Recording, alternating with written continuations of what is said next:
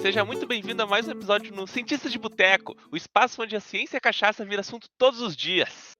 E hoje vamos falar sobre uma coisa que parece de ficção científica, mas é 100% real.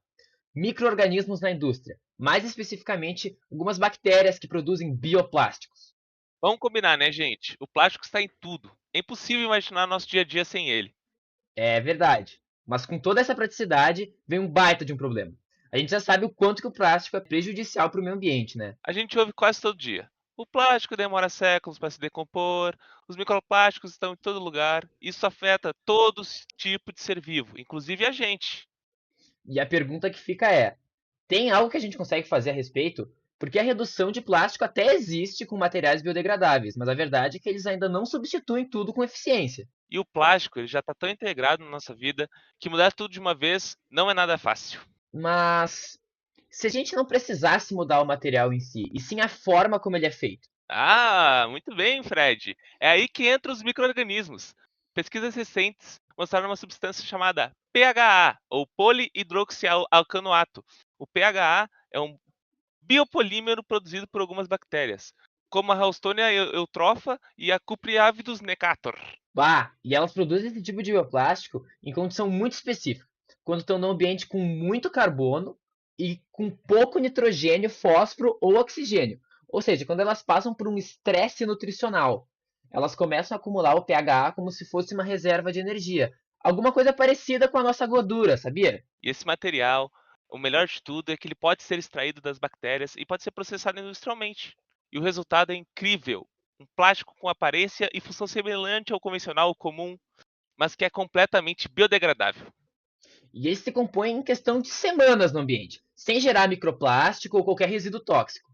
É uma solução promissora que mostra como os micro-organismos, mesmo sendo invisíveis a olho nu, podem ter um impacto gigantesco na forma que a gente vive e consome. Tá, mas ô Lucas, eu fiquei com uma dúvida aqui.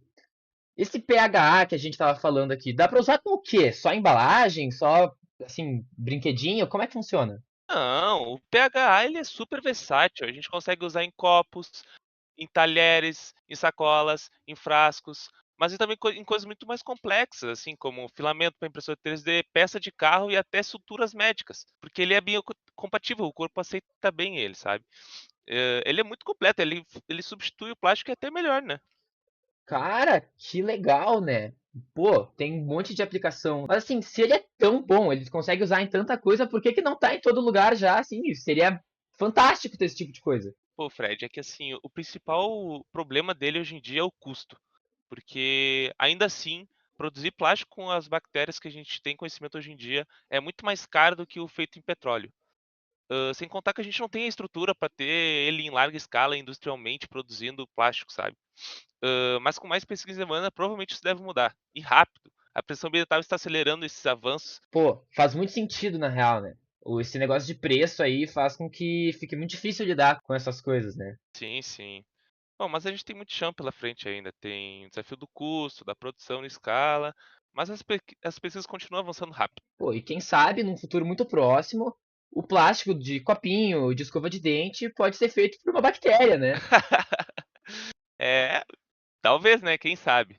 Bom, gente, esse foi mais um episódio do Cientista de Boteco, onde a ciência se conecta com o cotidiano.